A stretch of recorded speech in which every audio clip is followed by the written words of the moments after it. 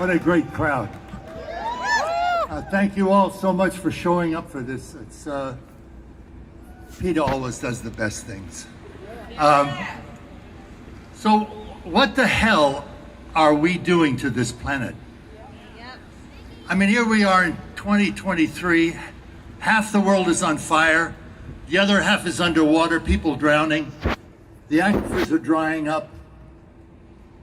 The desert is increasing. We are in wretched shape because we are not taking responsibility for what we do.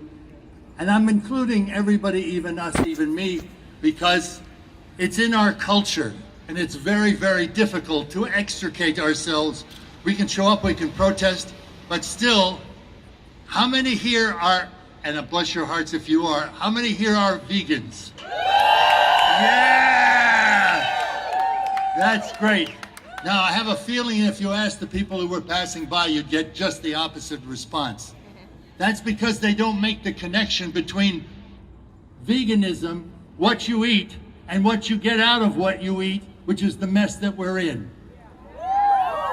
We're here to stop, or to implore Adidas to stop killing kangaroos to make running shoes. I worked in Australia, South Australia, and when you drive through that part of Australia, which is mostly desert, there are literally 1 or 2 kangaroos by the side of the road for hundreds of miles. Why? Because they don't throw themselves in front of the cars or the trucks. They come because people throw their garbage out with their sandwiches and whatever, and the animals come to eat it. Now, to the Australians, to many Australians, it really doesn't matter much because they consider the kangaroo a pest, which is really interesting because that's how it starts.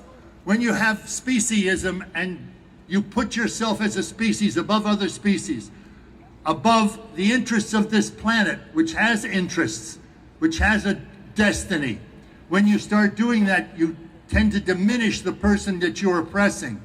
So they call the kangaroos pests. We call the people at the southern border pests or criminals. We fight wars because somebody has a different point of view. The problem is in our culture. Our culture has been inculcated since it began with this idea that we are separate from each other, that really power resides with the leaders, the powerful, and that we simply have to follow. Now, in this day and age, because of the communication we have available to us, we are beginning to understand, no, the power resides with us.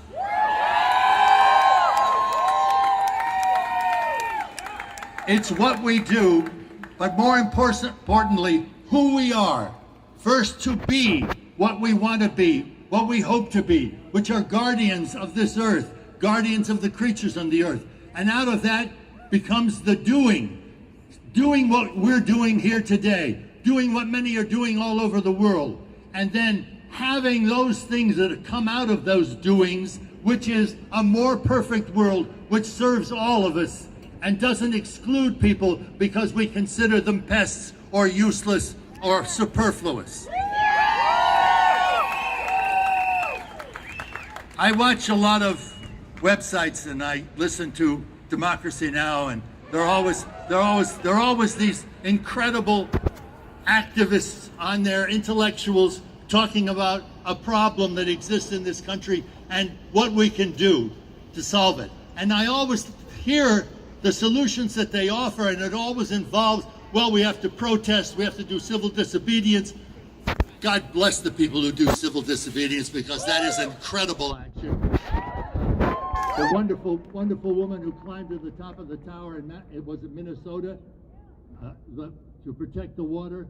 That's what needs to be done. But in order to do that, most of the people here, the people not in front of me, but the people out here, have to change their minds. We need a paradigm shift. That means looking into your soul and finding out who you are and what you want for this world and what you want for everybody else in this world and what you want for your children and the generations as the Indians say, for the next 7 generations, take responsibility for your actions.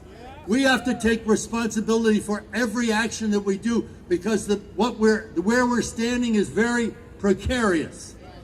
If we do not come to some solution, and the solution can only come from having a clear idea of who you are and what you want, and then putting that intention into action, putting your intention putting it on to your attention. So I know all of you have heard this before. I've heard this before. We have to do more. We have to do it quickly. We have to be courageous. We have to confront authority. We have to resist.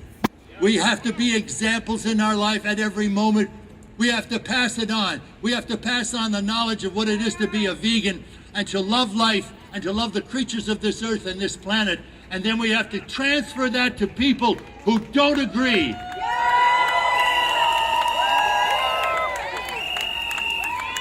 And I gotta say just one last thing.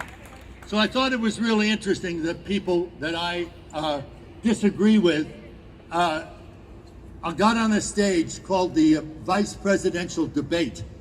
And when asked whether they thought human beings were responsible for climate change, raise your hands. Nobody raised their hands. They don't see their responsibility. We see our responsibility, which is why we're here. We have to talk to those people. We have to talk from a position of power. We have to find solutions that are possible but are effective. And when we do that, we will win. Power to the people. God bless. All ready to march?